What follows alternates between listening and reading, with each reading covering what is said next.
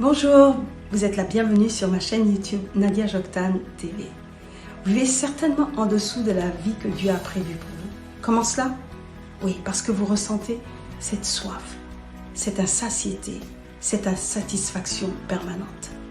Mais vous n'avez pas tort d'être de visite sur ma page, parce que vous allez pouvoir changer de vie pour vivre enfin la vie que vous méritez. Un homme ne peut pas être plus grand que ce qu'il pense.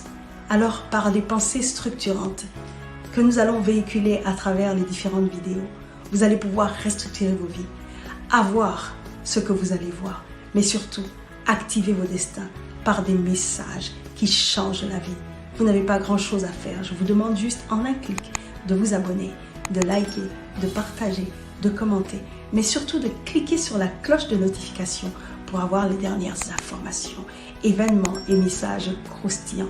Nous allons vivre des moments aussi excitants qu'édifiants. Alors, j'attends vos clics, plutôt double clic. Hâte de vous retrouver. À bientôt.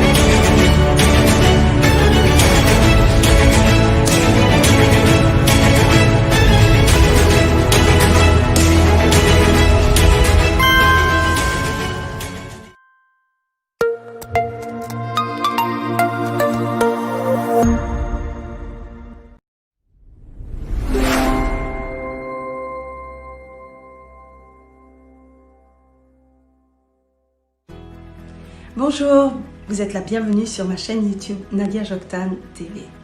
Vous vivez certainement en dessous de la vie que Dieu a prévue pour vous. Comment cela? Oui, parce que vous ressentez cette soif, cette insatiété, cette insatisfaction permanente.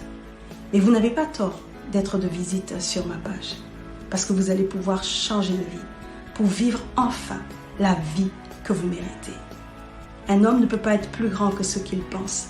Alors, par des pensées structurantes que nous allons véhiculer à travers les différentes vidéos, vous allez pouvoir restructurer vos vies, avoir ce que vous allez voir, mais surtout, activer vos destins par des messages qui changent la vie.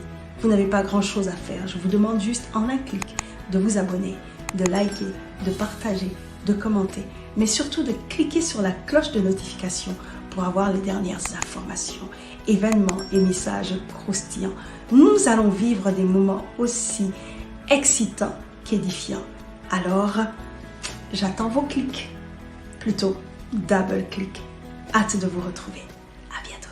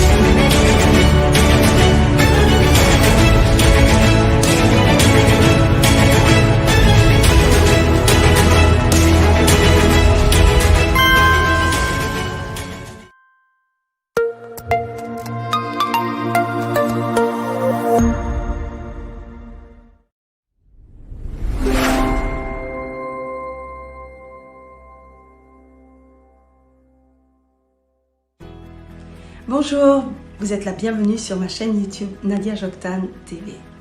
Vous vivez certainement en dessous de la vie que Dieu a prévue pour vous. Comment cela? Oui, parce que vous ressentez cette soif, cette insatiété, cette insatisfaction permanente.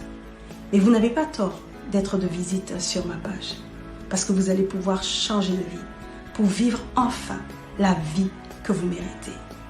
Un homme ne peut pas être plus grand que ce qu'il pense. Alors, par des pensées structurantes que nous allons véhiculer à travers les différentes vidéos, vous allez pouvoir restructurer vos vies, avoir ce que vous allez voir, mais surtout activer vos destins par des messages qui changent la vie. Vous n'avez pas grand-chose à faire. Je vous demande juste en un clic de vous abonner, de liker, de partager, de commenter, mais surtout de cliquer sur la cloche de notification pour avoir les dernières informations, événements et messages croustillants. Nous allons vivre des moments aussi excitants qu'édifiants. Alors, j'attends vos clics, plutôt double clic. Hâte de vous retrouver. À bientôt.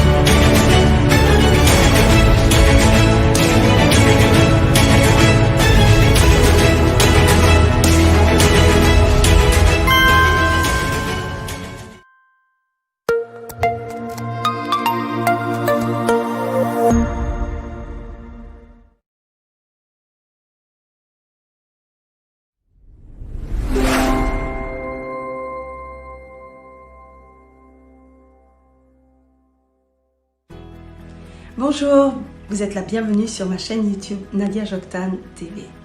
Vous vivez certainement en dessous de la vie que Dieu a prévue pour vous. Comment cela? Oui, parce que vous ressentez cette soif, cette insatiété, cette insatisfaction permanente. Mais vous n'avez pas tort d'être de visite sur ma page, parce que vous allez pouvoir changer de vie pour vivre enfin la vie que vous méritez. Un homme ne peut pas être plus grand que ce qu'il pense. Alors, par des pensées structurantes que nous allons véhiculer à travers les différentes vidéos, vous allez pouvoir restructurer vos vies, avoir ce que vous allez voir, mais surtout activer vos destins par des messages qui changent la vie. Vous n'avez pas grand-chose à faire. Je vous demande juste en un clic de vous abonner, de liker, de partager, de commenter, mais surtout de cliquer sur la cloche de notification pour avoir les dernières informations, événements et messages croustillants. Nous allons vivre des moments aussi excitants qu'édifiants. Alors, j'attends vos clics, plutôt double clic. Hâte de vous retrouver. À bientôt.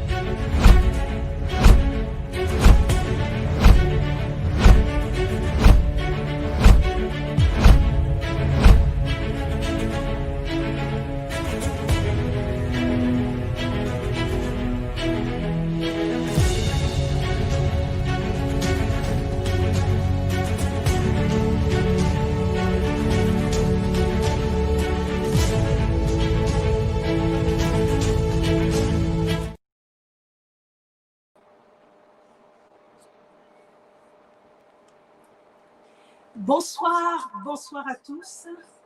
Soyez la bienvenue sur notre plateforme apostolique. Nous sommes heureux de vous retrouver. Nous nous excusons pour le désagrément, le retard dû à des problèmes techniques. Vous savez que ce n'est pas toujours évident la connexion avec l'Afrique. Voilà pourquoi nous n'avons pas pu tenir le live lundi. Mais qu'à cela ne tienne, la fin sera belle. Et ce soir, nous avons un invité très spécial pour des moments spéciaux. Vous l'avez compris, nous avons été bouleversés dans notre compréhension des Saintes Écritures par le précédent orateur et nous avons compris qu'un apôtre n'est pas seulement celui qui bâtit des églises, mais il est aussi celui qui trace de nouveaux sillons, qui déplace les bornes. En fait, qui nous fait accéder à un nouveau savoir pour construire un nouveau monde. L'apôtre est celui-là qui est capable de créer un shift, de créer une transition pour un changement, un renouvellement total. C'est de ça qu'il est question. Nous sommes édifiés sur le fondement des apôtres et des prophètes. Et aujourd'hui, nous avons un grand prophète qui va nous édifier grandement. Ce soir, moi, je le connais. Voilà pourquoi je l'ai choisi pour vous sous la conduite du Saint-Esprit. Mais j'aimerais le présenter à ceux qui ne le connaissent pas. Parce que vous ne pouvez pas recevoir ce que vous ne connaissez pas.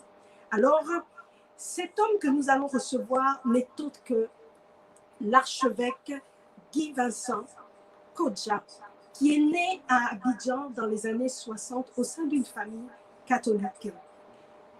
En 1988, il devient le leader d'un groupe de musique rap avec des sonorités africaines. Il débute alors une longue et riche carrière musicale.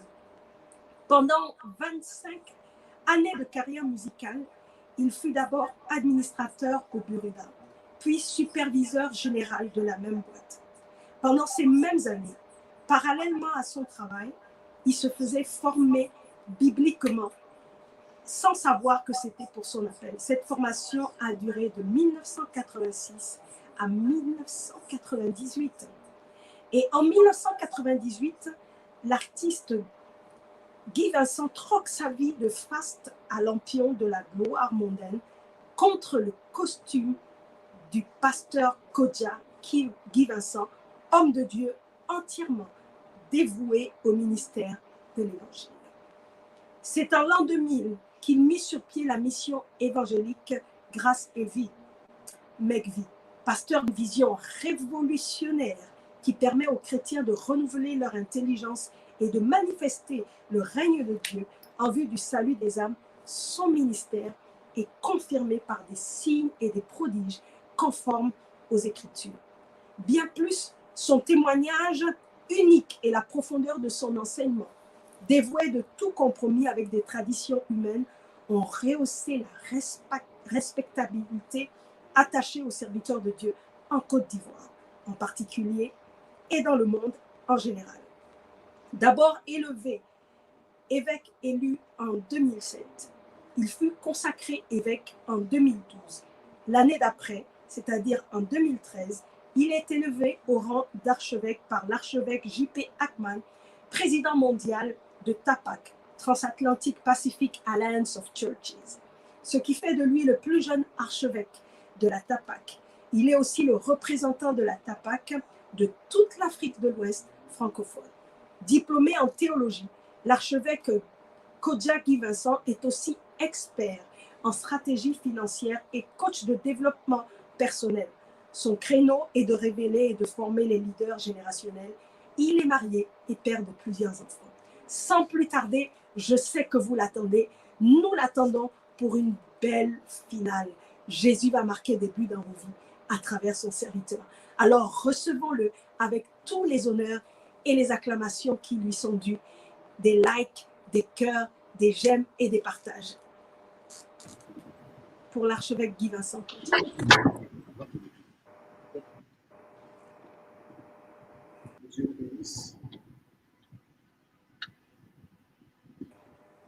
La parole t'est donnée, tu as tout l'espace. C'est une joie d'être à cette conférence. Je salue CRM à sa tête. Apparemment, il y a un petit souci de... Archevêque, nous ne t'entendons pas bien, nous ne t'entendons pas très bien. Peut-être qu'on peut augmenter le volume de l'autre côté. Est-ce que l'archevêque nous reçoit parfaitement?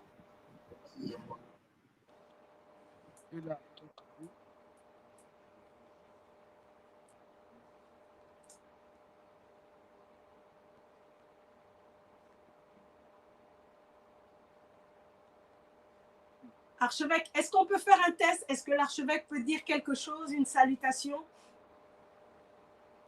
Que Dieu vous bénisse. Est-ce que vous m'entendez? Est-ce que c'est bon? Est-ce que vous m'entendez? Oui, nous t'entendons, archevêque, pas suffisamment fort. Donc, il va augmenter au niveau de la table.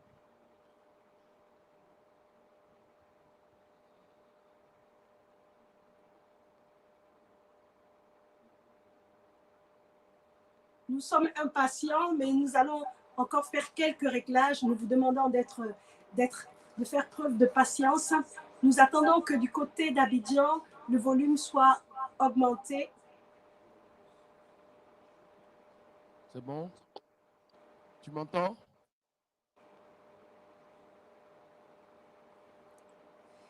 Est-ce que vous m'entendez là-bas? Très faiblement, on a besoin de volume.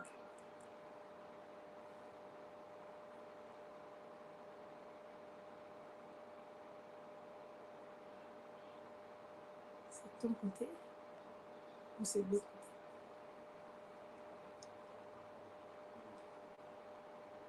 Nous attendons le volume. Si l'archevêque, est-ce que à Abidjan, on peut augmenter le volume?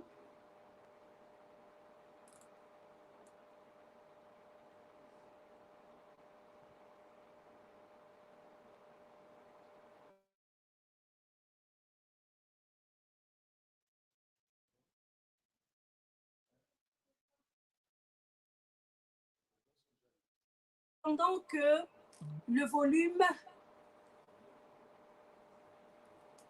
de host as a mute.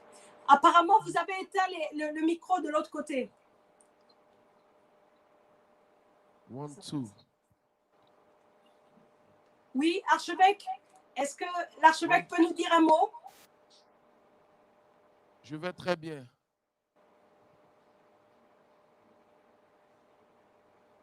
Est-ce que tu m'entends? Le volume est bas, est toujours bas.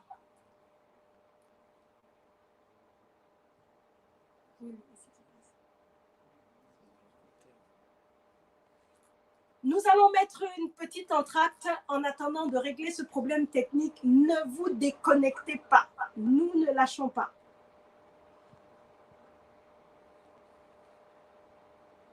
Ah bon? À bientôt. Nous revenons très vite vers vous.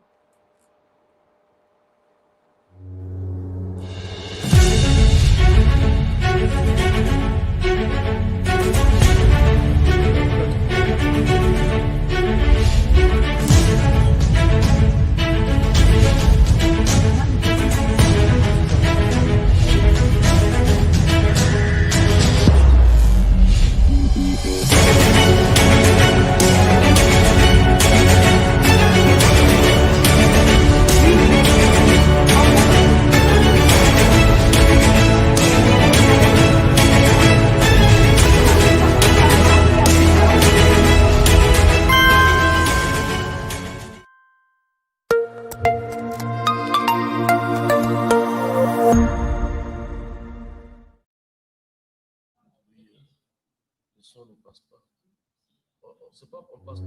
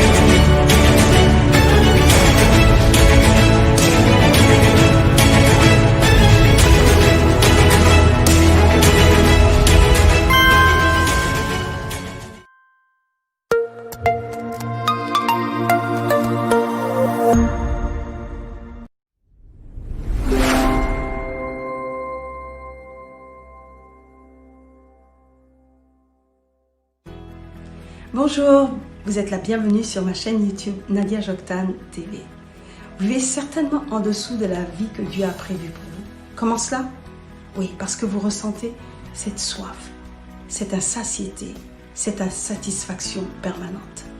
Mais vous n'avez pas tort d'être de visite sur ma page, parce que vous allez pouvoir changer de vie pour vivre enfin la vie que vous méritez. Un homme ne peut pas être plus grand que ce qu'il pense. Alors, par des pensées structurantes que nous allons véhiculer à travers les différentes vidéos, vous allez pouvoir restructurer vos vies, avoir ce que vous allez voir, mais surtout activer vos destins par des messages qui changent la vie. Vous n'avez pas grand-chose à faire. Je vous demande juste en un clic de vous abonner, de liker, de partager, de commenter, mais surtout de cliquer sur la cloche de notification pour avoir les dernières informations, événements et messages croustillants. Nous allons vivre des moments aussi excitants qu'édifiants. Alors, j'attends vos clics, plutôt double clic. Hâte de vous retrouver. À bientôt.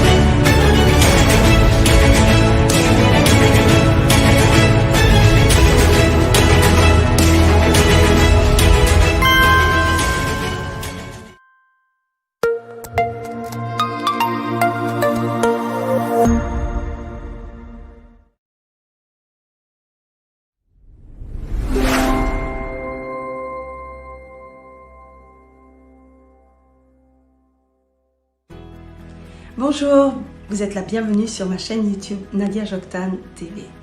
Vous vivez certainement en dessous de la vie que Dieu a prévue pour vous. Comment cela? Oui, parce que vous ressentez cette soif, cette insatiété, cette insatisfaction permanente. Mais vous n'avez pas tort d'être de visite sur ma page, parce que vous allez pouvoir changer de vie pour vivre enfin la vie que vous méritez. Un homme ne peut pas être plus grand que ce qu'il pense. Alors, par des pensées structurantes que nous allons véhiculer à travers les différentes vidéos, vous allez pouvoir restructurer vos vies,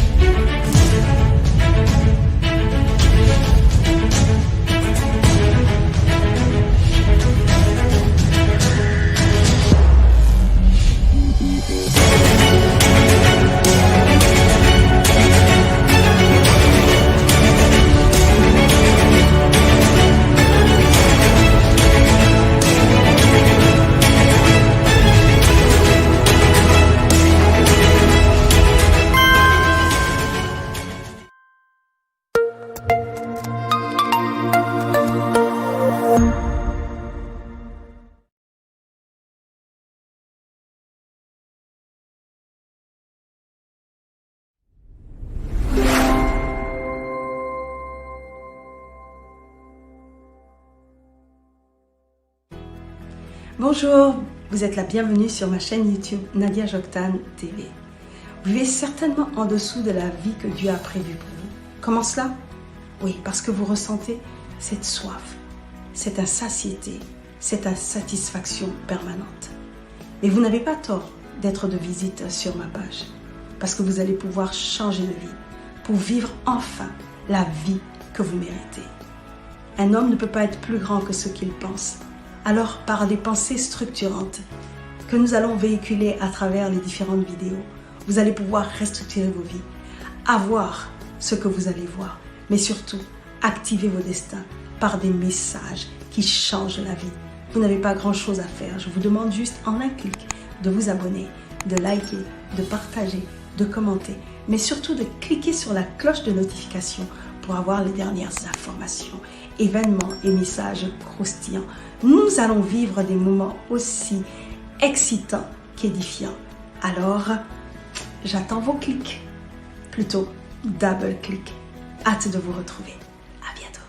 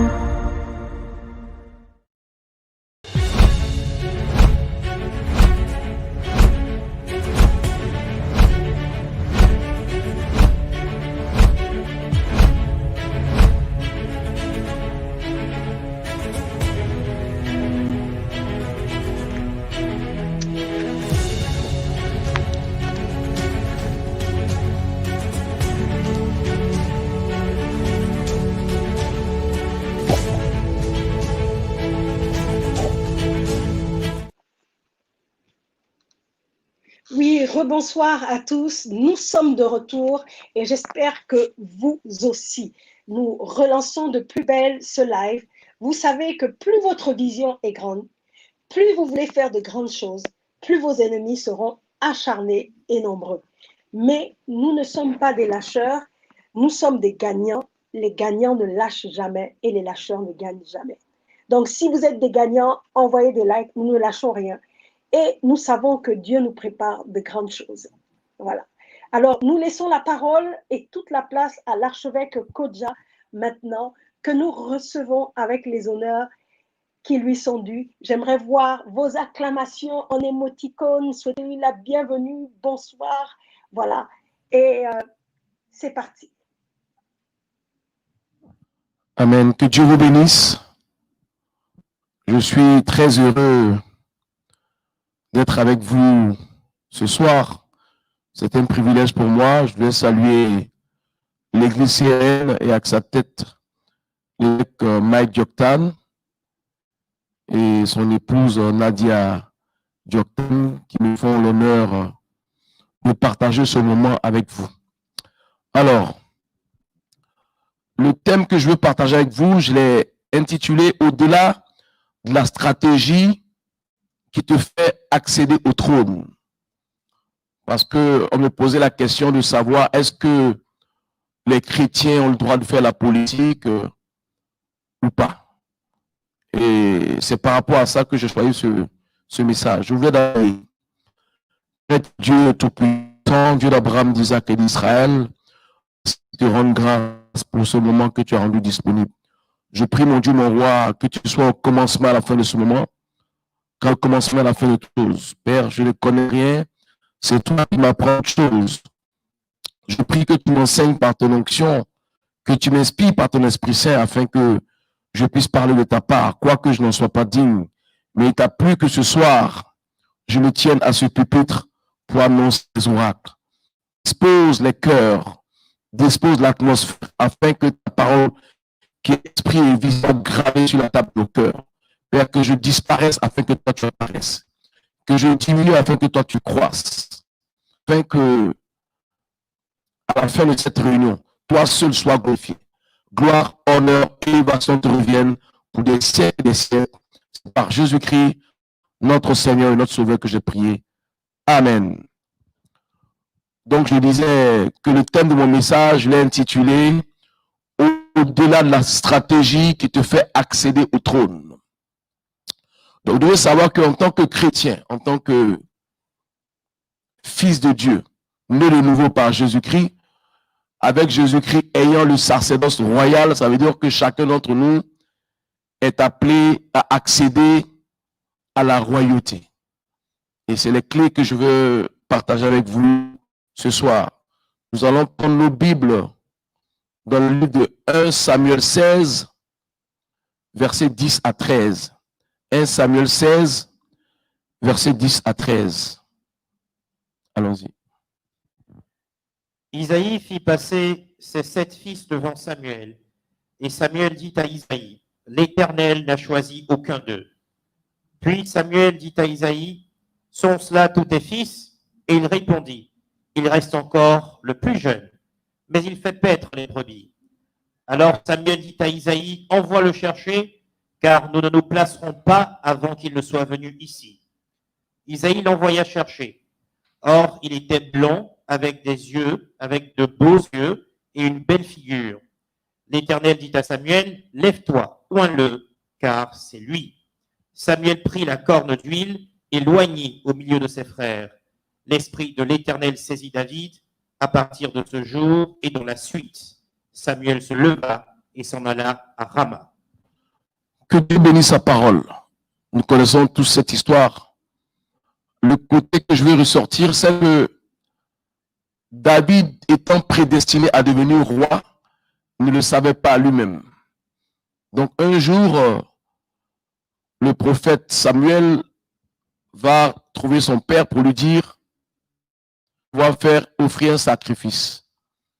Donc il présente ses enfants et Samuel lui dit que ce n'est aucun d'entre eux. Il lui pose la question « Est-ce là tous tes enfants ?» Il lui dit que le dernier est en train de perdre le troupeau. Donc il dit « Va le chercher, tant qu'il ne vient pas, on ne commence pas ».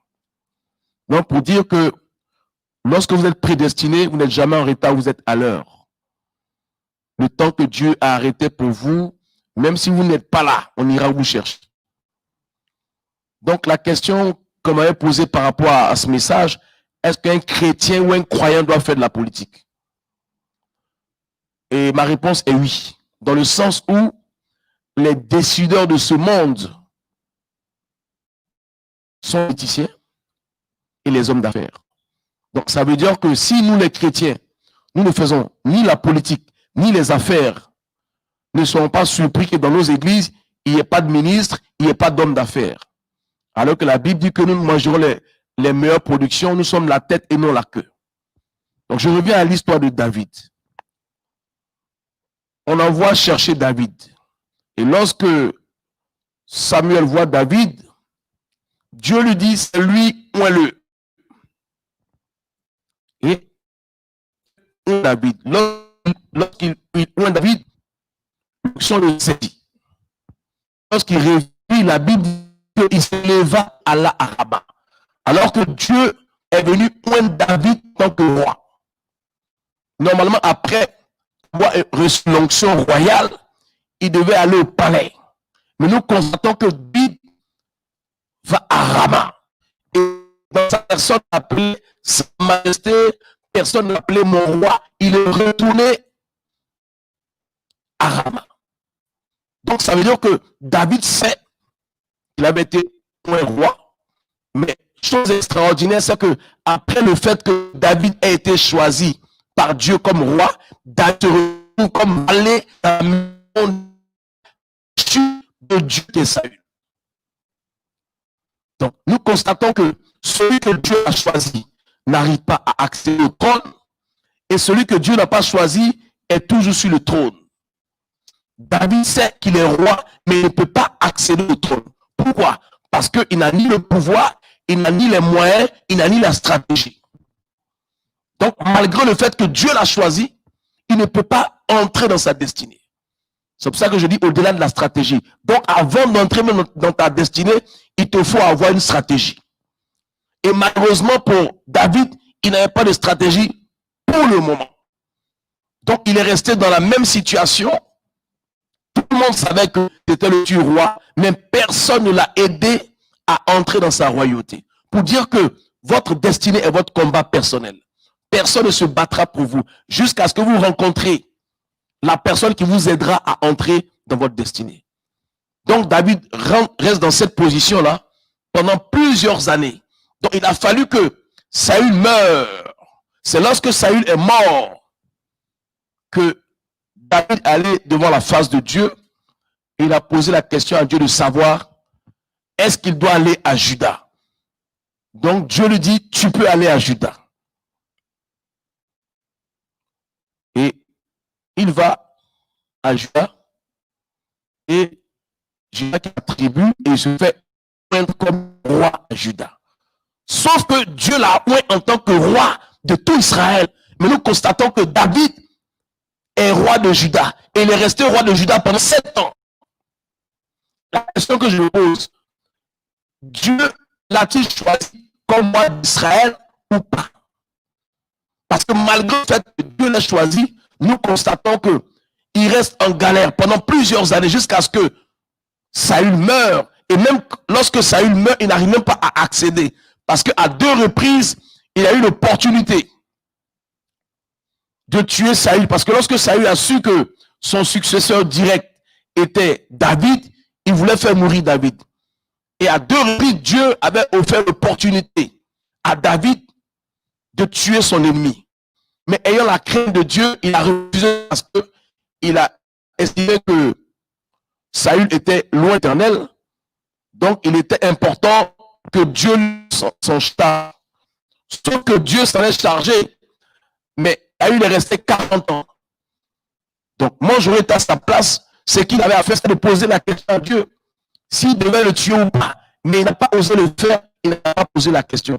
Donc, il est resté toutes ces années.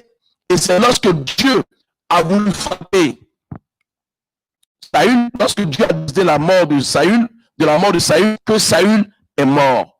Et nous constatons le fait que Saül soit mort. David n'arrive toujours pas à accéder au trône. Alors que a fait naître Saül par une fiole d'huile. Lorsque Samuel a oint Saül, il a oint avec une fiole d'huile. Et lorsqu'il a oint David, il a oint David avec de la corne, avec une corne. Donc, la fiole d'huile, vous devez comprendre que c'était pour montrer une royauté provisoire. Parce que lorsque le peuple d'Israël voulait avoir un roi comme les autres peuples, le roi que Dieu s'était choisi n'était pas encore prêt. Et ils sont allés trouver Samuel pour dire, nous voulons un roi comme les autres aussi. Donc Samuel va devant la face de Dieu et Dieu lui dit, donne-le un roi. C'est pas toi qu'ils ont rejeté, c'est moi qu'ils ont rejeté. Ça veut dire que ils me refusent en tant que roi. Donc Dieu va leur donner un roi qui vient de Benjamin. Alors que lorsque Joseph bénissait ses 12 enfants, il a dit à Judas, il dit, le sceptre royal ne s'éloignera pas de Judas. Et nous constatons que celui qui est le premier roi vient de Benjamin. Donc c'est comme si la prophétie ne s'était pas accomplie. Alors que la Bible précise, la Bible dit que le sceptre royal ne s'éloignera pas. Il n'a pas dit ne quittera pas. Donc s'éloigner, c'est bouger et puis revenir. Donc le sceptre a bougé pour aller à Benjamin, qui était la volonté permissive de Dieu, en attendant qu'il prépare celui qu'il avait prévu. Et c'est après, lorsque le temps est arrivé, qu'il a choisi David. Quand David, qui est oint avec la corde, n'arrive pas à accéder au trône, et Saül, avec une fiole d'huile, reste 40 ans. Il reste 40 ans, David a tiré 40 ans. C'est quoi la différence? Puisque les deux ont fait 40 ans. La différence, c'est que David n'a pas pris ses responsabilités lorsqu'il le fallait. Et même lorsque Saül meurt, David n'a pu être roi que de Juda, qui est sa propre tribu, qui est une petite tribu. Et Saül avait son chef d'état-major qui s'appelait Abner. Et son homme fort, le chef de guerre, Abner, qui n'était pas d'accord avec David, il décide de choisir un des fils de Saül, qui s'appelle Is-Bosheth, pour l'établir roi. Ça me choque. Ça me choque dans le sens où Dieu n'a rien dit concernant Is-Bosheth. Et c'est un homme, pas un Dieu, qui a décidé de prendre un homme, de le mettre roi. Et puis il n'y a rien eu. Donc Dieu a parlé ou Dieu n'a pas parlé. Ce que les hommes doivent comprendre, ce que les chrétiens doivent comprendre, c'est que quand on dit Dieu va faire, quand tu attends que Dieu fasse, ça veut dire que tu penses que Dieu est ton boy. Parce que Dieu te trace ta vision, c'est toi qui dois te battre pour entrer dans ta destinée. Donc Abner, ne s'entendant pas avec David, ils étaient en guerre, il installe Is-Bosheth comme roi. Et puis tout Israël reconnaît Is-Bosheth, sauf Juda, la tribu dans laquelle David était roi. David que Dieu choisit, il est le roi d'une seule tribu au lieu de 12 tribus. Et Is-Bosheth que Dieu n'a pas choisi est le roi de 11 tribus. Quel paradoxe. C'est là où vous comprenez qu'en Afrique, voilà comment les Occidentaux arrivent à installer les gens qu'ils veulent parce qu'ils ont les moyens de leur politique. Et si les Africains ne sont pas unis, ne sont pas solidaires, c'est pas la faute de Dieu. Quand vous allez prendre Malcolm X, les Blancs ne voulaient pas de Malcolm X. Mais qui ils ont utilisé pour tuer Malcolm X? C'était Noirs. Ils ne voulaient pas de Martin Luther King. Qui ils ont tué? Ils ont utilisé pour tuer Martin Luther King. C'était Noirs. Donc, si les Noirs eux-mêmes ne s'aiment pas entre eux, c'est pas la faute de Dieu. C'est pas la faute de Dieu. Vous êtes dans un pays, dès que quelqu'un est au pouvoir, les Occidentaux, ils créent une opposition, ils donnent les moyens à l'opposition, et puis les gens du pays soutiennent la personne, sachant que cette personne n'est pas pour l'intérêt du pays. Mais ça, c'est pas la faute de Dieu. C'est ce qui s'est passé avec Abner. Abner a regardé ses intérêts. Donc, il a imposé Is-Bosheth. Et ce qui est extraordinaire, c'est que lorsque Abner et Is-Bosheth faisaient la guerre à David, David avait le dessus. Malgré le fait qu'il avait le dessus, il n'arrivait pas à accéder quand même au trône. Et un jour, Abner va se retrouver à avoir des relations avec une concubine de Saül. Et Is-Bosheth, qui avait les yeux sur cette dernière, va trouver Abner pour lui dire, mais qu'est-ce que tu fais avec la femme de mon père? Et Abner a été très choqué. Il dit, qu'est-ce que tu viens de dire? Il dit, qu'est-ce que tu fais avec la femme de mon père?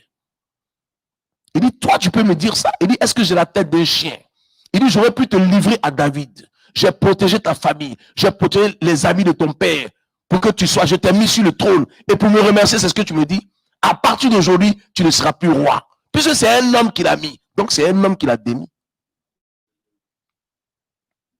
Il dit, tu ne seras plus roi. Et la Bible dit que Is-Bosheth n'a pas la bouche.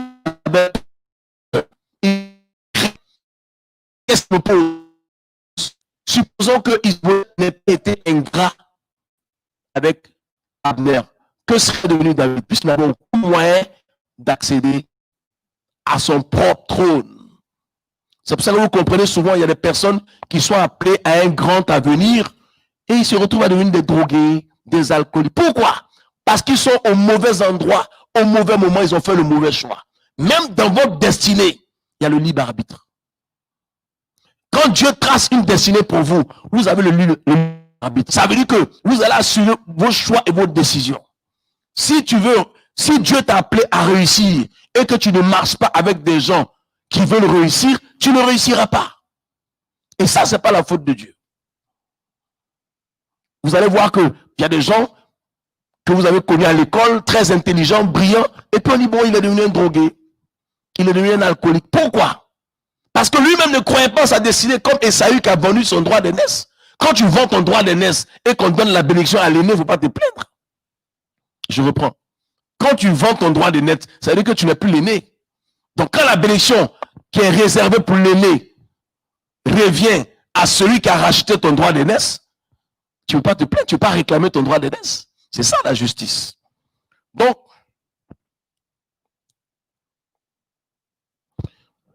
il a fallu que Saül meure pour que David ait un petit territoire. Maintenant, Abner va envoyer un message à David. Il dit, fais alliance avec moi, afin que ma main t'aide à réunifier tous les 12 tribus d'Israël. Il n'a pas eu la main de Dieu, il dit ma main. Ça peut sembler paradoxal. Souvent les gens pensent que parce que Dieu t'a donné quelque chose, ce que Dieu t'a promis, qui est ta destinée là, est aussi convoité par les hommes. Je reprends. Ce que Dieu t'a promis, qui est écrit dans le livre de vie te concernant, qui est ta destinée. Si tu ne te bats pas pour l'obtenir, quelqu'un d'autre va convoiter puis prendre. Voilà pourquoi la Bible dit que souvent les esclaves sont sur les chevaux et les princes sont à terre. Parce que l'esclave là, qui doit être à terre, surtout sur le cheval, parce qu'il est plus ambitieux que le prince qui ne passe que son temps à boire. C'est pour ça que la Bible dit que l'alcool n'est pas fait pour les princes. Quand tu as un grand avenir, quand tu vois grand, il y a des choses que tu ne fais pas dans ta vie. Quand tu aspires à la grandeur, tu regardes grand. Tu n'es pas dans les petites choses. Et il envoie le courrier à David pour dire, fais alliance avec moi. Et ma main, ça va choquer. Pas Dieu, il dit ma main. Pourquoi? Parce que Abner avait les moyens de sa politique. Abner avait la stratégie. Il avait le pouvoir. Il maîtrisait le gouvernement. Il maîtrisait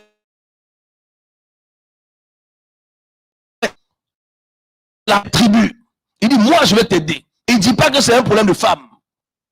C'est lui qui a installé Ishbosheth. Et Ishbosheth a été ingrat avec lui. Il l'a enlevé. Mais la Bible dit que David est resté 7 ans, 6 mois comme roi de Juda. Et la même Bible précise que Abner a fait 2 ans, n'est-ce pas, en tant que roi. Donc ça veut dire que Ishbosheth a fait 2 ans en tant que roi. Ça veut dire que Abner a géré le pays pendant 5 ans, 6 mois. Mais sachant qu'il n'est d'aucune lignée royale, il a préféré s'arranger avec David. Et lorsqu'il envoie la lettre à David, David aurait pu se dire, non, on a fait la guerre. Donc, étant donné qu'on a fait la guerre, il a tué mon frère, il a tué ma soeur, donc je refuse. Et c'est ce qui manque en stratégie politique. La politique, ce n'est pas les émotions. La politique, ce n'est pas la rancune. La politique, ce n'est pas la bagarre. La politique, c'est le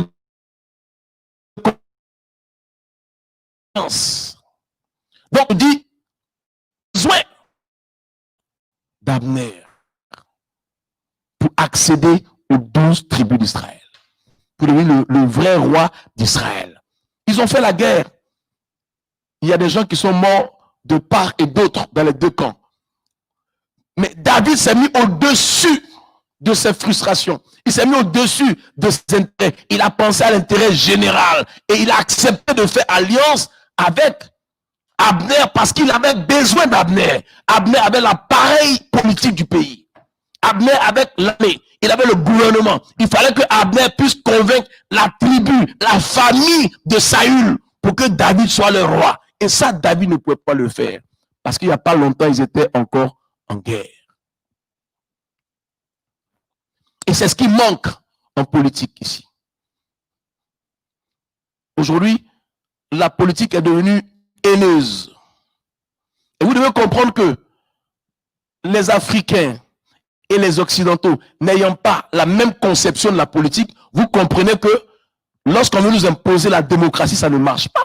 Dans le sens où on n'a pas les mêmes valeurs. On n'a pas la même culture.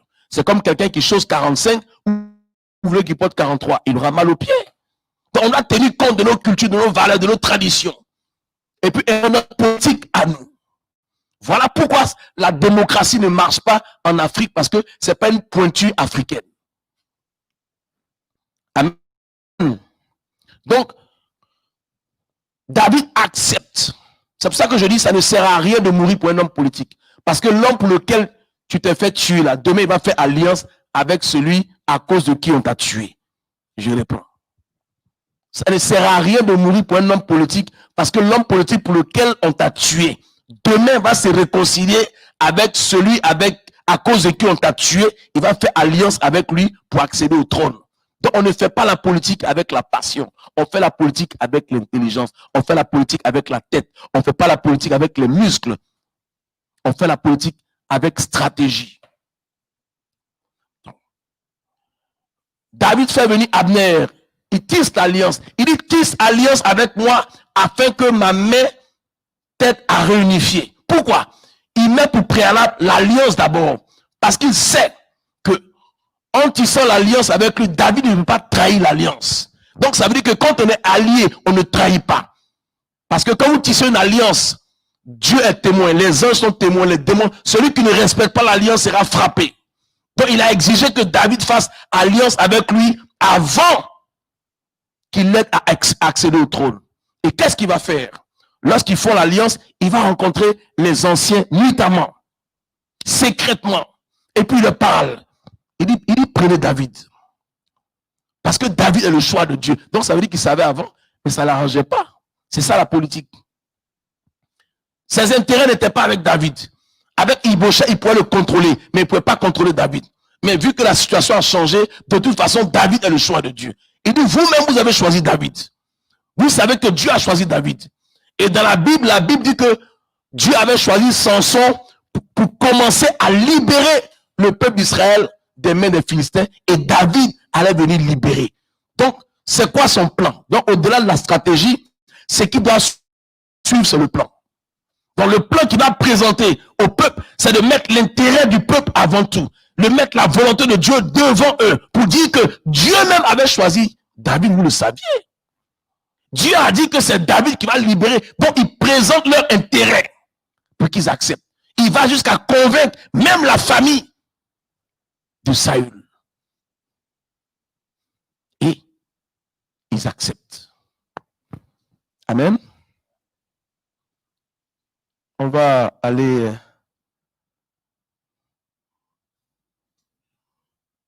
(2 Samuel 5). 2 Samuel 5, versets 1 à 5.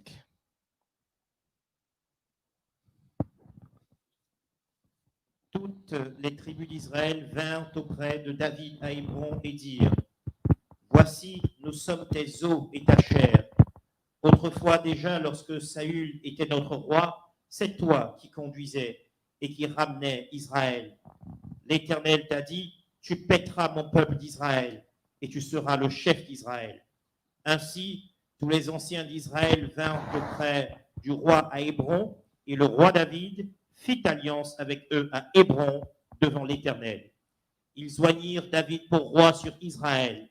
David était âgé de 30 ans lorsqu'il devint roi, et il régna 40 ans. À Hébron, il régna sur Juda 7 ans et 6 mois, et à Jérusalem, il régna 33 ans sur tout Israël et Juda. Alléluia. Donc pour dire quoi? Si David n'avait pas accepté de faire alliance avec Abner, il ne serait jamais devenu roi et puis Dieu allait continuer d'être Dieu. Ça n'allait pas changer la Dieu de Dieu. Vous devez savoir que quand deux chrétiens combattent, Dieu ne s'ingère pas dans les problèmes des humains. Souvent vous êtes dans un parti politique et vous estimez, vous priez Dieu pour avoir la victoire. Mais dans l'autre cas, il y a des chrétiens aussi comme toi. Pourquoi tu voudrais que Dieu prenne parti pour toi contre ton frère qui est son fils aussi? Ça n'a pas de sens. C'est ce que les chrétiens ne comprennent pas. Quand vous avez deux champions de boxe chrétiens qui doivent s'affronter, qui va gagner? C'est le plus fort et le mieux préparé.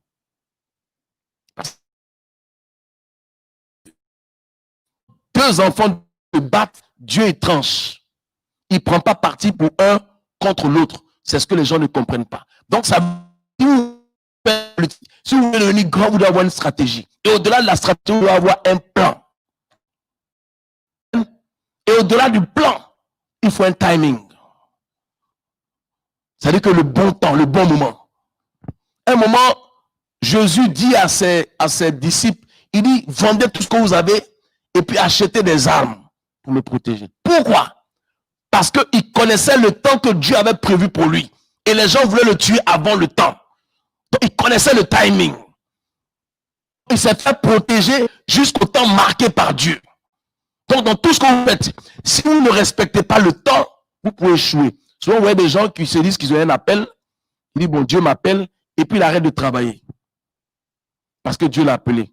Mais est-ce que Dieu t'a dit d'arrêter de travailler maintenant? Si l'arrêt de ton travail pour le plein temps doit être dans 5 ans, et que tu as arrêté 5 ans avant, tu vas galérer 5 ans avant que Dieu te bénisse, parce qu'il ne t'a pas dit d'arrêter avant. C'est ça le timing.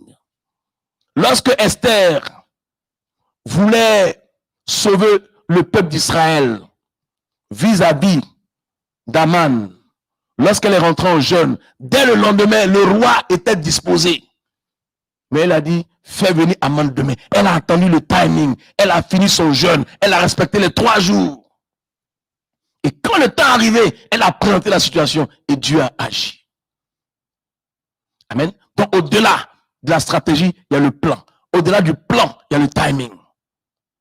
Lorsque Dieu se révèle à David, il dit que toi, tu ne pourras pas me bâtir un temple, c'est un de tes enfants qui me bâtira. Et ton fils que j'ai choisi, c'est Salomon.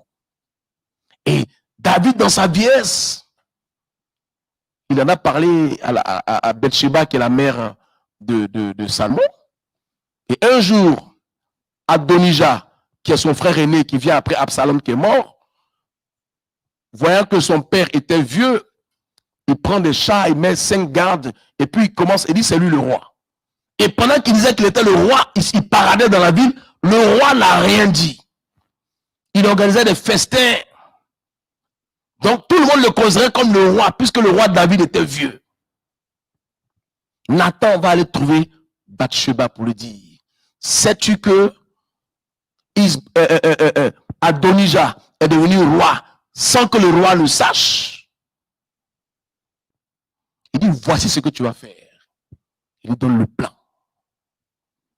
Il dit, tu vas, tu trouves le roi. Tu lui dis, mais roi, tu m'as promis que c'est mon fils Salomon qui allait être roi.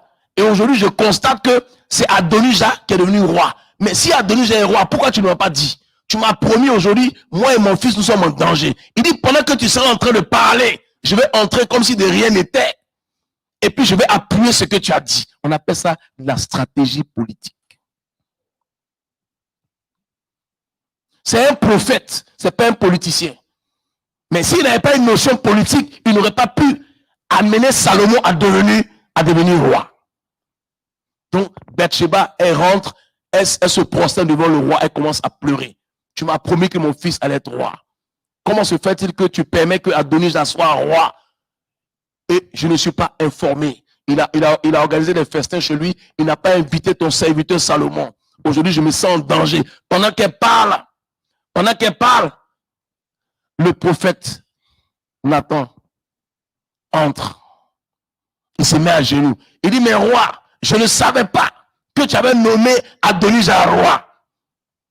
Moi-même, ton serviteur, je n'ai pas été invité. Mais comment tu as pu le nommer sans me dire? On appelle ça stratégie politique.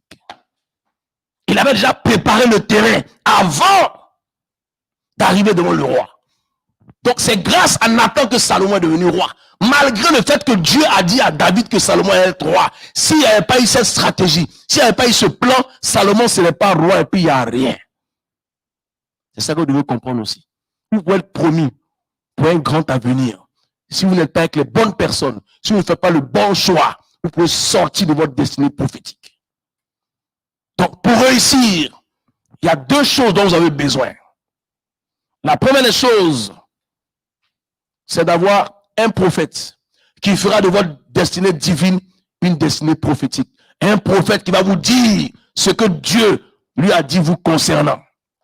Et la deuxième des choses dont vous avez besoin, c'est d'avoir un mentor qui va vous aider à devenir ce que vous êtes, que vous ne savez pas. Et on choisit le mentor en fonction du domaine dans lequel on veut exceller. On choisit le mentor en fonction de ce qu'on veut faire. Si tu veux être un homme d'affaires, tu ne vas pas aller choisir un maçon comme mentor. Voilà. Donc, quand quelqu'un qui n'a pas réussi t'appelle son petit, il veut t'écraser, il veut que tu sois comme lui. Ne sois jamais le petit de quelqu'un qui a échoué. Parce que souvent, le diable a utilisé les gens pour qui vous avez du respect, pour vous bloquer. Vous devez marcher avec des gens pour qui vous avez de l'admiration, du respect. Des gens à qui vous avez envie de ressembler.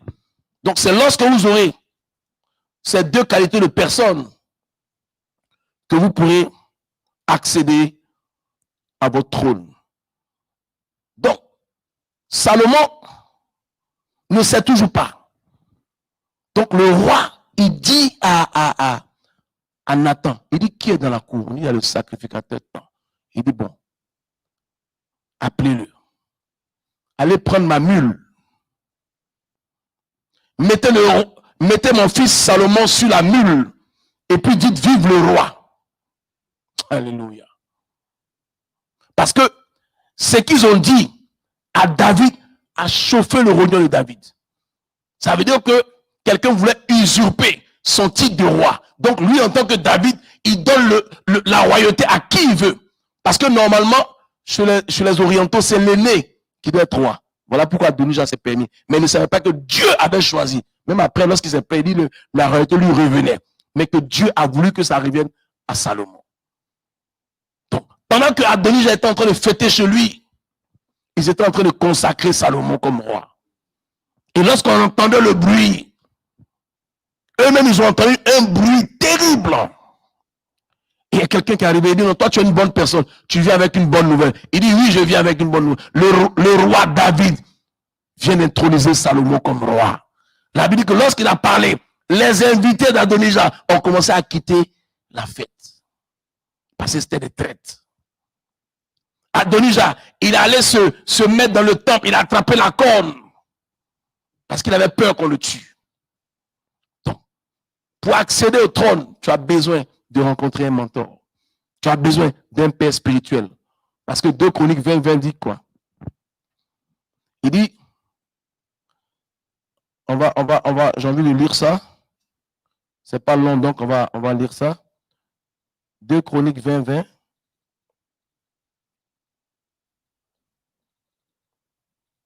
Steph. Chapitre 20, verset 20. Le lendemain. Non, à partir de confiez-vous.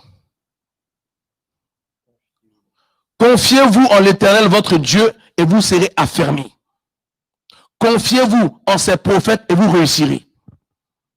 Donc, Dieu, on se confie à Dieu pour être affermi spirituellement, pour avoir une vie spirituelle. Mais pour réussir, on se confie en son prophète. Mais si le prophète en qui tu te confies n'a aucune notion financière, n'a aucune stratégie financière, n'a aucune notion politique, comment peut-il t'aider à réussir? C'est toute la problématique. Donc, si ton prophète n'est pas un homme d'affaires, si ton prophète n'est pas un homme politique, lui, il va faire la part de Dieu pour t'affermir spirituellement. Mais tu dois rencontrer un mentor dans le domaine dans lequel tu veux exceller, qui va t'apprendre le travail. C'est de ça qu'il s'agit. Voilà. On ne s'improvise pas en politique. Voilà. On ne peut pas faire de la politique, on ne peut pas appartenir à une classe politique sans avoir de la classe soi-même. On ne peut pas faire de la politique de façon vulgaire. On ne peut pas appartenir à un groupement politique et puis faire les choses hors du groupement. On ne peut pas appartenir à un courant politique sans se laisser entraîner par ce courant. Aujourd'hui, qu'est-ce qu'on constate en société? Pourquoi la démocratie ne marche pas en Afrique? Vous prenez un jeune homme, un fils de planteur, ou bien un fils d'ouvrier, qui est très intelligent, qui est au village, qui est brillant, il fait tout son cycle primaire, secondaire, il tape le bac, et à cause du fait qu'il est intelligent, il a sa bourse, il se retrouve à l'université d'Abidjan. D'accord? Et à l'université d'Abidjan, il tape sa licence, il tape sa maîtrise, il tape son doctorat. Donc il sort docteur, par exemple, en médecine. Il adhère à un parti politique.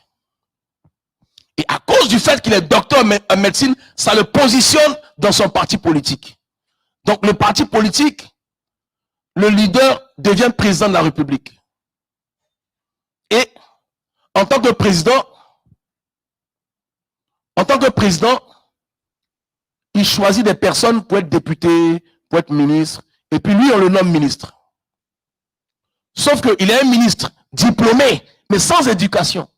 Parce que son père lui-même, qu'il a scolarisé, était planteur, était un cultivateur qui n'est pas allé à l'école.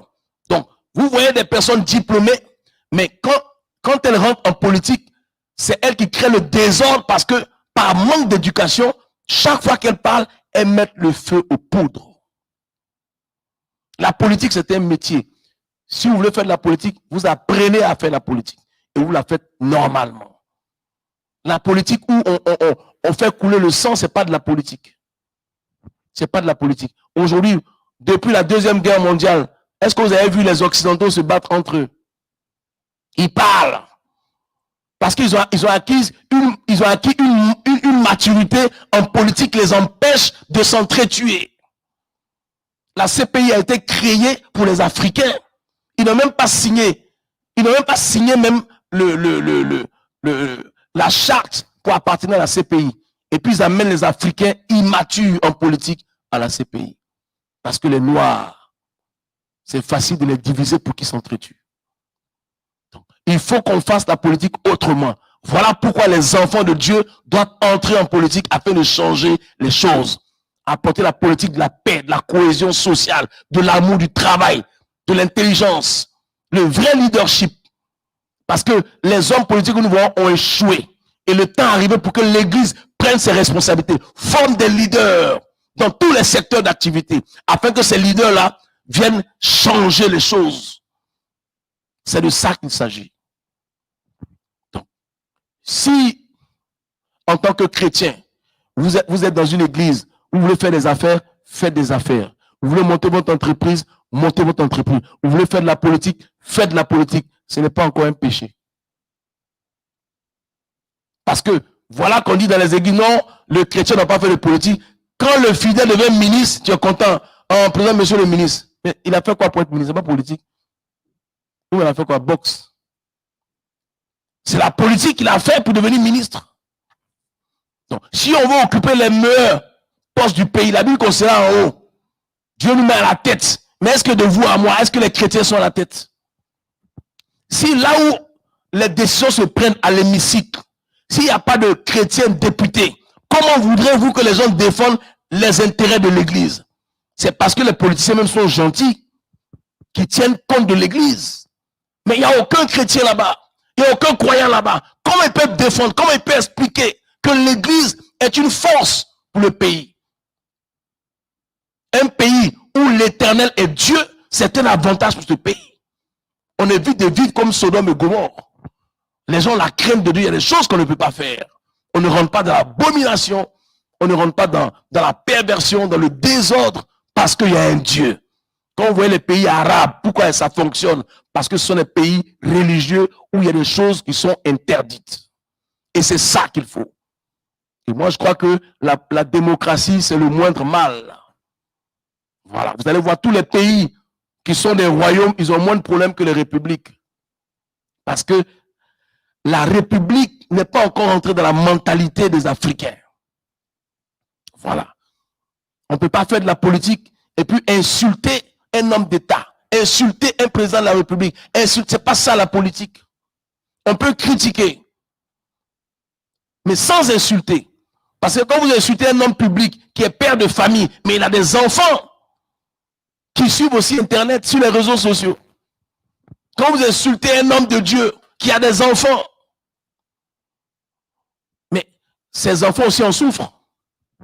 Donc, aujourd'hui, la politique africaine a créé la haine dans le cœur des gens. Et c'est ça qui doit changer. C'est l'Église qui peut changer ça. C'est l'amour de Jésus-Christ dans la politique qui peut changer cela.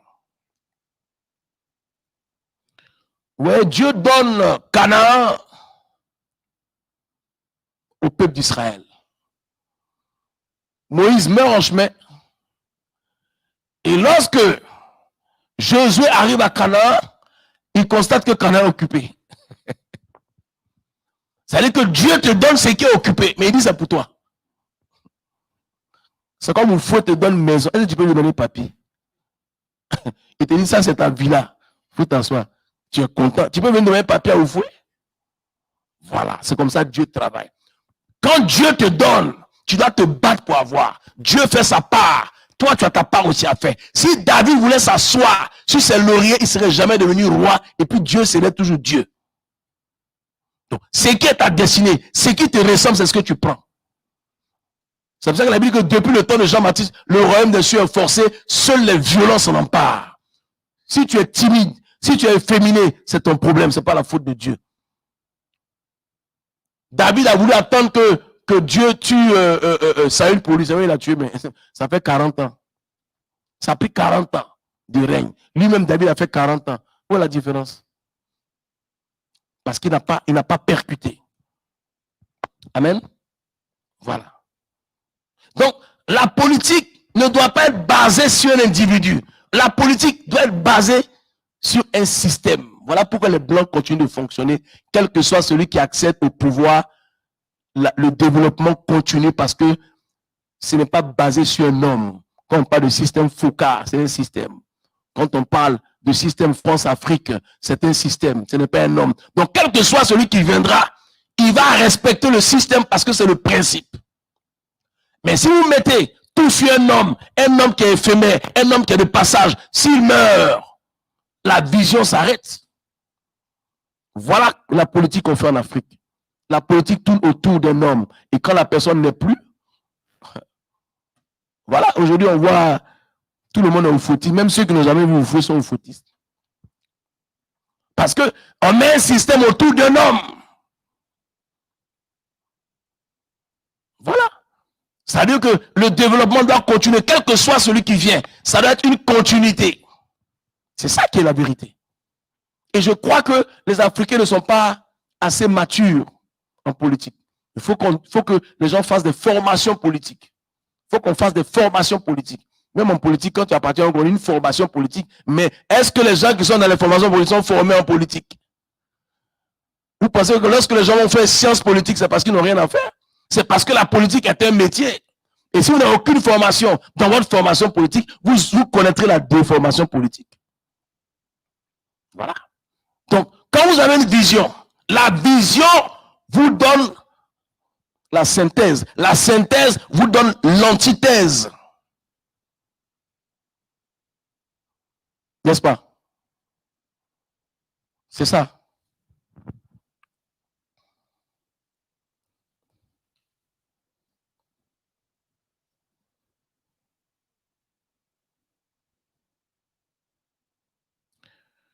Aujourd'hui, la politique irrévérencieuse est devenue la cause de toutes les barbaries.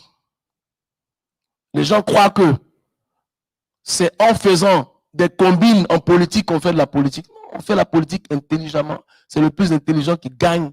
C'est le plus futé qui gagne. C'est le plus sage. C'est celui qui a un programme. Parce que, qu'est-ce que Abner a fait? Il a présenté le programme de David. Il dit c'est lui que Dieu a choisi pour libérer le peuple d'Israël des Philistins. Qui d'autre Dieu a choisi? C'est un programme. Si vous voulez être libéré, c'est lui que vous choisissez, n'est-ce pas? Donc, on vient en politique avec un programme. On vient en politique avec une vision. Amen. On vient en politique avec une vision.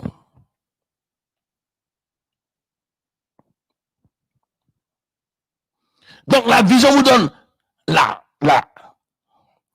thèse. La thèse vous donne l'antithèse et l'antithèse vous donne la synthèse.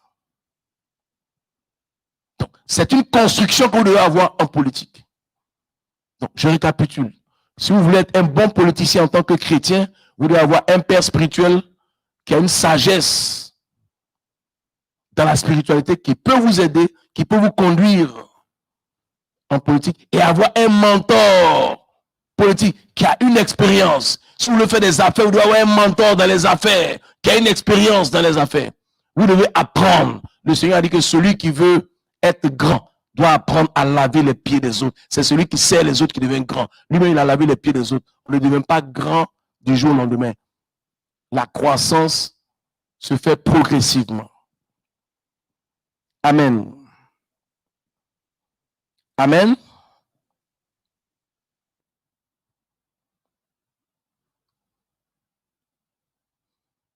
Souvent, je vois souvent les gens, ils insultent un président parce qu'ils ne sont pas leur président. Bon. Quand toi, ton président va venir aussi, ils vont l'insulter. Mais qui a commencé? Qui a commencé à insulter? C'est toi. La Bible dit qu'on ne maudit pas le roi. Donc, quel que soit celui qui est à la tête du pays, tu n'as pas le droit de médire sur lui. Tu n'as pas le droit de le maudire parce qu'il est déjà béni. Voilà. Tu peux critiquer, tu peux proposer, tu peux dénoncer, mais on n'insulte pas un grand. Voilà. Et ça ne fera que empirer les choses.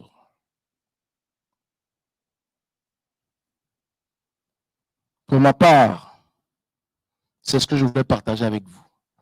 J'espère que nous avons passé un bon moment et que Dieu vous bénisse. Voilà un peu le thème que je voulais partager avec vous. J'espère que ce direct vous a plu. Que Dieu vous bénisse et à bientôt.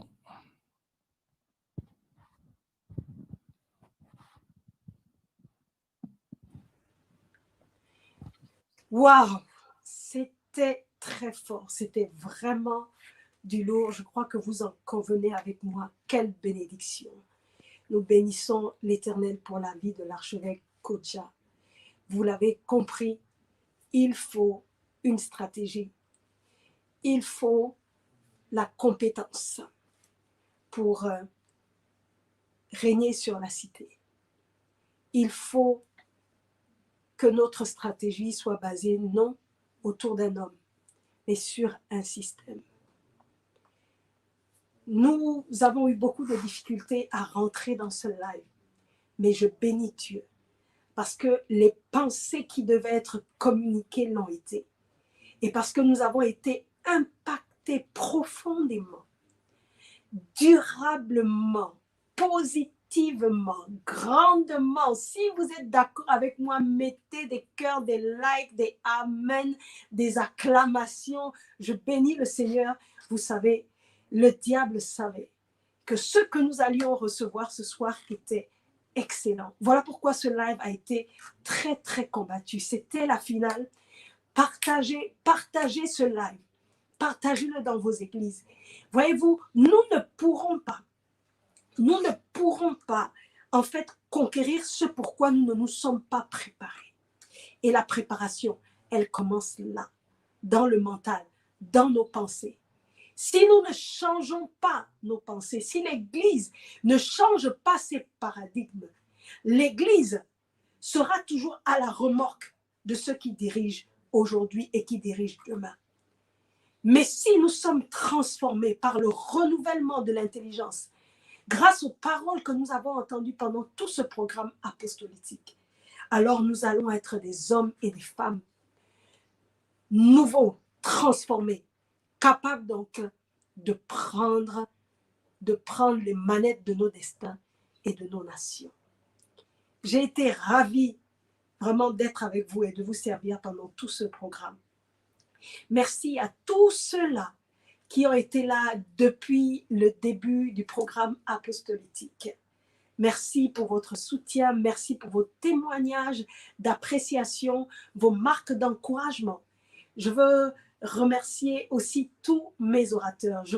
Ils étaient tellement ravis et contents de vous servir. J'ai reçu leurs félicitations, mais c'est moi qui les félicite vraiment pour la profondeur dans laquelle ils nous ont emmenés tout au long de cette semaine qui vient de s'écouler et encore aujourd'hui. Je tiens à remercier aussi mon équipe technique qui était formée principalement de Grace Joctane qui était en backstage et aussi de Will Animbogo. Est-ce que nous pouvons vraiment acclamer ces personnes qui ont mis leur temps de côté pour le Seigneur, quoique nous sommes dans une période estivale, quoique nous soyons en vacances, mais ils étaient là pour vous servir à mes côtés. Voilà, donc n'oubliez pas, si vous voulez, vous pouvez envoyer vos offrandes. C'est une bonne chose. Les hommes et les femmes spirituelles ont compris qu'on ne règne que par l'adoration. On ne règne sur sa montagne que par le sacrifice. On se connecte à la grâce et à la provision en faisant le sacrifice sur la montagne. C'est parce que Abraham a fait le sacrifice sur la montagne que ses yeux se sont ouverts sur la provision, qu'il y a eu une provision. Donc, ne partez pas sans faire un sacrifice.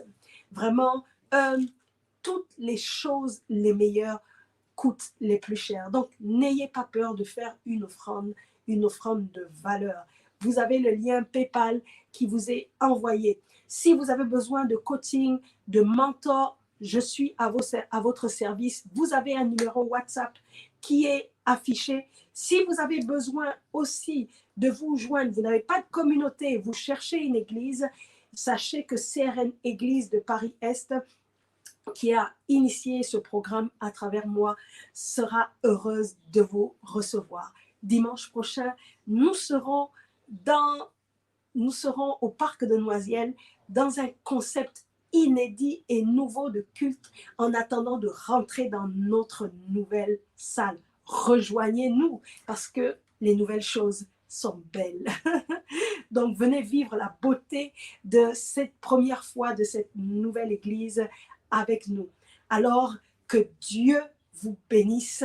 Soyez des hommes et des femmes apostolitiques. It's time to reign. Il est temps d'être apostolitique et de régner. Alors, si tu as fait ton choix d'être apostolitique, écris maintenant en commentaire « Je suis apostolitique ». Je suis apostolitique. Vous pouvez vous abonner aussi sur ma chaîne YouTube. N'oubliez pas, double clic. Premier clic pour vous abonner et deuxième clic sur la cloche de notification pour recevoir toute l'actualité sur ma chaîne YouTube Nadia Joctane TV. Ça a été un plaisir. Je vous aime.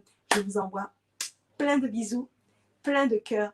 Que Dieu vous bénisse abondamment et sans limite. Bonne soirée chez vous.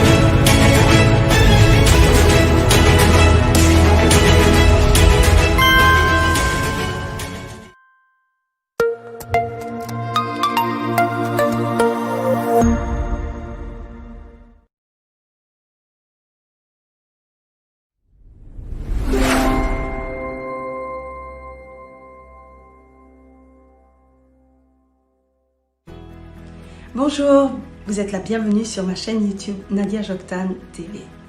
Vous vivez certainement en dessous de la vie que Dieu a prévue pour vous. Comment cela? Oui, parce que vous ressentez cette soif, cette insatiété, cette insatisfaction permanente. Mais vous n'avez pas tort d'être de visite sur ma page, parce que vous allez pouvoir changer de vie pour vivre enfin la vie que vous méritez. Un homme ne peut pas être plus grand que ce qu'il pense. Alors, par des pensées structurantes que nous allons véhiculer à travers les différentes vidéos, vous allez pouvoir restructurer vos vies, avoir ce que vous allez voir, mais surtout activer vos destins par des messages qui changent la vie. Vous n'avez pas grand-chose à faire. Je vous demande juste en un clic de vous abonner, de liker, de partager, de commenter, mais surtout de cliquer sur la cloche de notification pour avoir les dernières informations. événements et messages croustillants. Nous allons vivre des moments aussi excitants qu'édifiants. Alors, j'attends vos clics, plutôt double clics. Hâte de vous retrouver.